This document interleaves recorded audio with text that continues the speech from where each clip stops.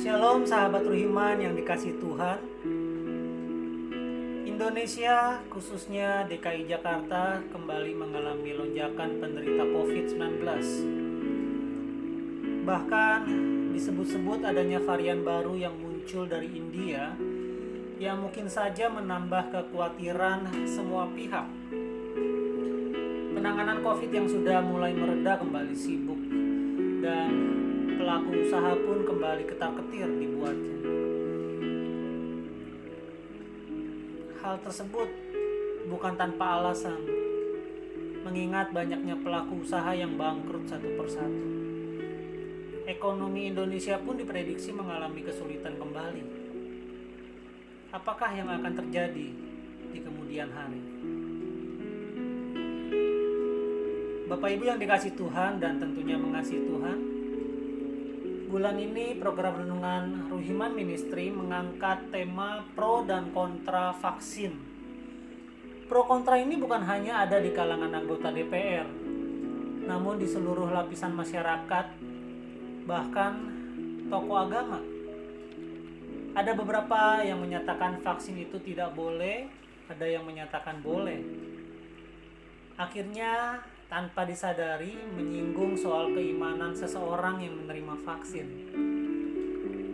Sebelum kita sama-sama merenungkan firman Tuhan dengan tema pro dan kontranya vaksin, yaitu bentuk pemeliharaan Tuhan yang dilandaskan dari Ratapan 3 ayat 22, sebelumnya saya mengajak kita semua untuk sama-sama belajar mengetahui apa itu vaksin dan bagaimana cara kerjanya. Dilansir dari kesehatan.kontan.co.id yang diposting tanggal 4 November tahun 2020 pukul 14.35 dengan penulis Firdita Ratriani. Vaksin menjadi hal yang diprioritaskan pengembangannya saat terjadi wabah terutama yang disebabkan oleh virus baru seperti corona. Dirangkum dari laman resmi covid19.co.id, vaksin adalah zat yang sengaja dibuat untuk merangsang pembentukan kekebalan tubuh dari penyakit tertentu, sehingga bisa mencegah terjangkitnya dari penyakit tertentu tersebut. Saat ini sudah ada 30 jenis vaksin yang diciptakan sejak konsep vaksinasi dilakukan Edward Jenner pertama kalinya pada 1796. Bukti keberhasilan vaksin adalah musnahnya penyakit variola pada tahun 1979. Sekarang kita juga dalam upaya memusnahkan campak dan polio. Indonesia sendiri saat ini bebas polio karena program imunisasi.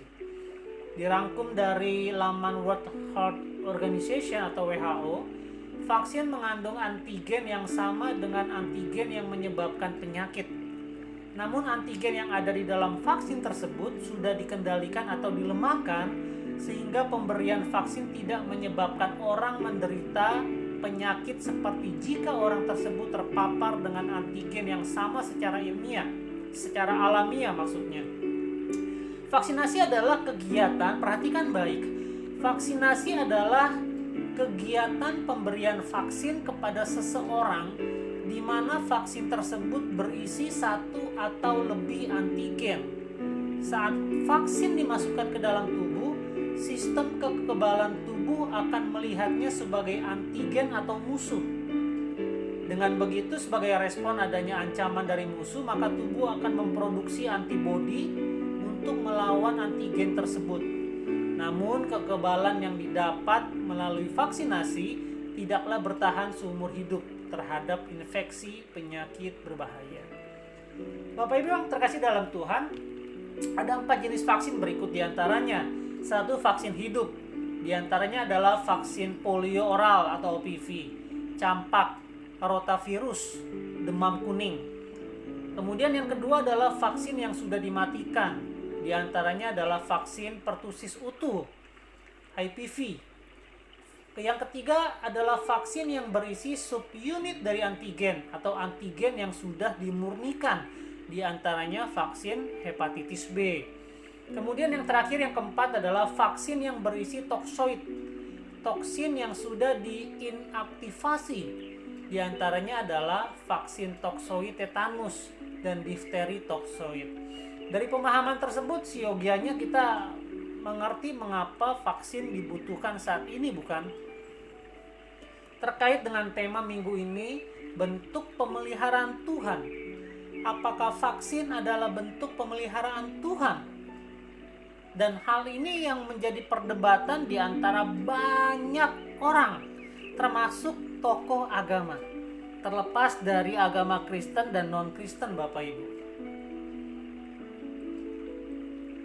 Kalau Tuhan pelihara, mengapa Tuhan izinkan COVID itu ada?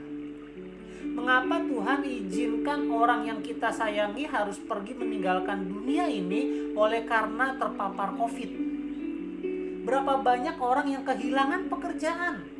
Berapa banyak orang yang bangkrut usahanya? Berapa banyak orang yang harus kembali ke kampung halaman karena tidak ada lagi kesempatan bekerja di kota besar di mana dia bekerja saat ini? Berapa banyak anak yang putus sekolah? Dan masih banyak lagi hal menderita lainnya yang bisa kita sampaikan sebagai protes kepada Tuhan. Lalu di mana letak pemeliharaan Tuhan? Di mana letak kasih sayang Tuhan? Hal inilah yang seringkali kita tanyakan, Bapak Ibu. Ketika kita mengalami penderitaan demi penderitaan, lalu kemudian kita bertanya, di mana letak pemeliharaan Tuhan? Di mana letak kasih sayang Tuhan? Sahabat beriman, apakah Allah itu baik? Apakah Allah itu baik? Ini menjadi pertanyaan dasar bagi kita ketika kita membahas tentang pemeliharaan Tuhan. Kalau Allah itu baik, mengapa saya di PHK? Kalau Allah itu baik, mengapa hingga saat ini saya belum mendapatkan pekerjaan? Kalau Allah itu baik, mengapa Allah membiarkan usaha saya yang saya rintis dari nol bangkrut seketika? Di mana Allah waktu keluarga saya hancur? Di mana Allah waktu pasangan hidup saya pergi meninggalkan saya? Mengapa Allah tidak bertindak sama sekali? Mengapa Allah diam saja? Mengapa semuanya harus hancur karena pandemi COVID ini dan Allah tidak bertindak apapun? Pertanyaan demi pertanyaan kita lontarkan kepada Tuhan sebagai protes kita kepada Tuhan. Ketika kita berbicara tentang pemeliharaan Tuhan, lalu kemudian kita renungkan kembali ke dalam kehidupan kita saat ini.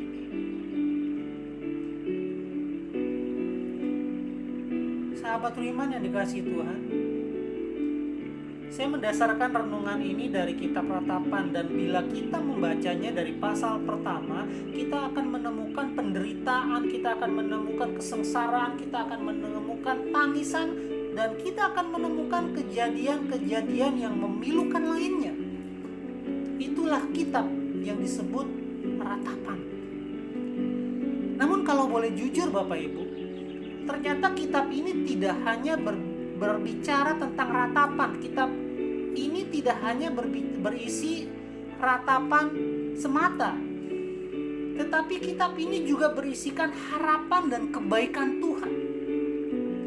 Dan inilah yang mau kita soroti pada minggu hari ini Bapak Ibu.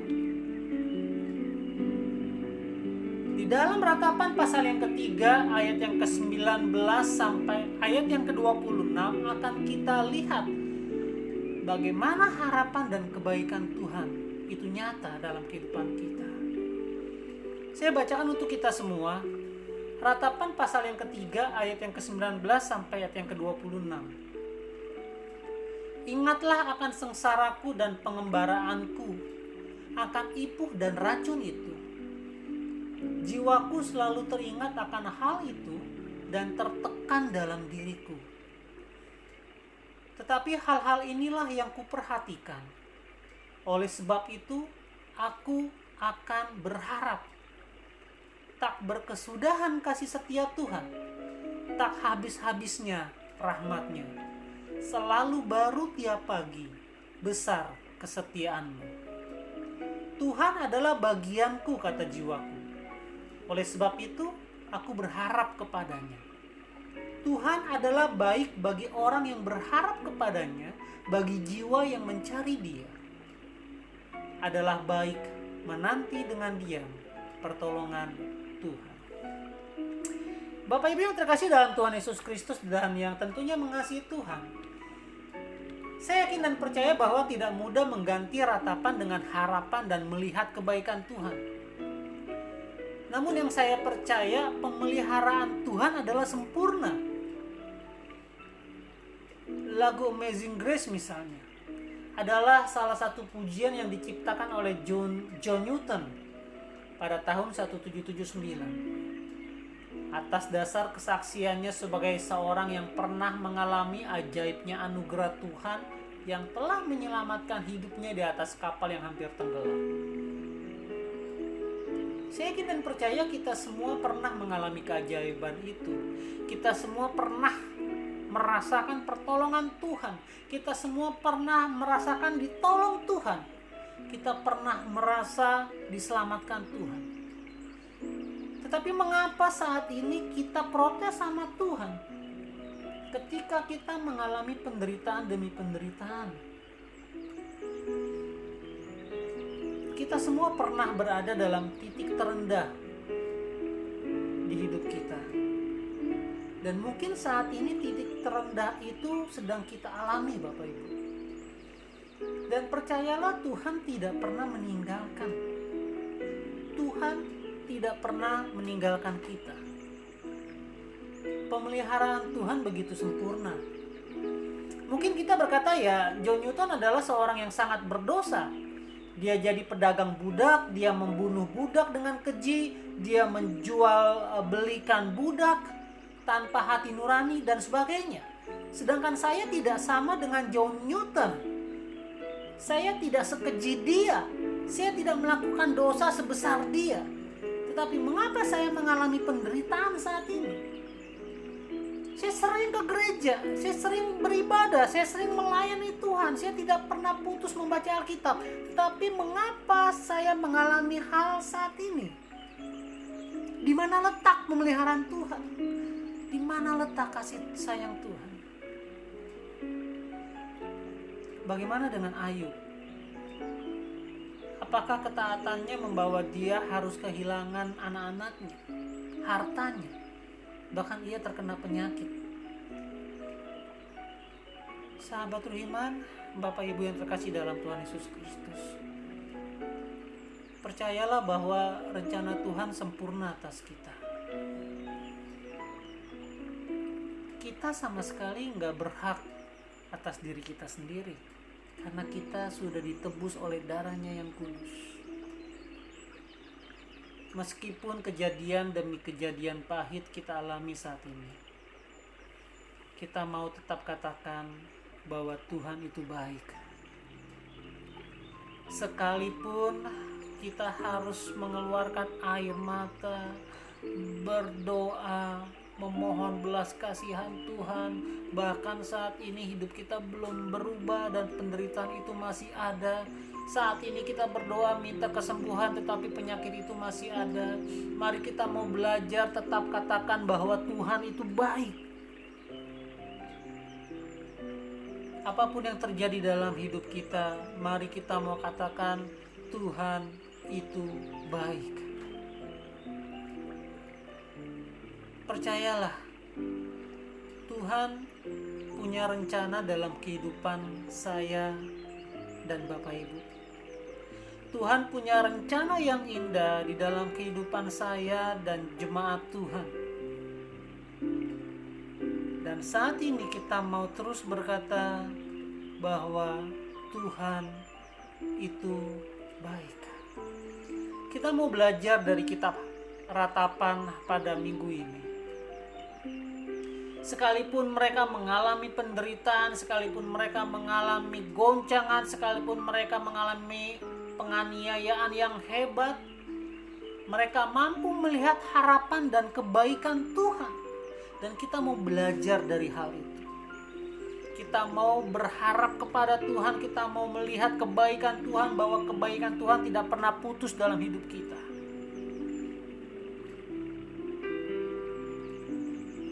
Ratapan pasal yang ketiga ayat yang ke-22 mengingatkan kita. Tak berkesudahan kasih setia Tuhan, tak habis-habisnya rahmat-Nya. Kiranya ayat ini menjadi pegangan kita minggu ini, menjadi renungan kita minggu ini. Kita mau berkata, tak berkesudahan kasih setia Tuhan, tak habis-habisnya rahmat-Nya. Kiranya kita dikuatkan untuk tetap percaya akan pemeliharaan Tuhan. Kiranya kita dikuatkan untuk tetap bersandar, berharap dan melihat kebaikan Tuhan. Kebaikan-kebaikan Tuhan yang pernah kita rasakan, kita akan rasakan kembali. Karena Tuhan tidak pernah meninggalkan kita. Karena Tuhan tetap bersama dengan kita. Karena pemeliharaan Tuhan adalah sempurna untuk kita. Tuhan Yesus memberkati kita semua. Tuhan mengasihi Indonesia. Amin.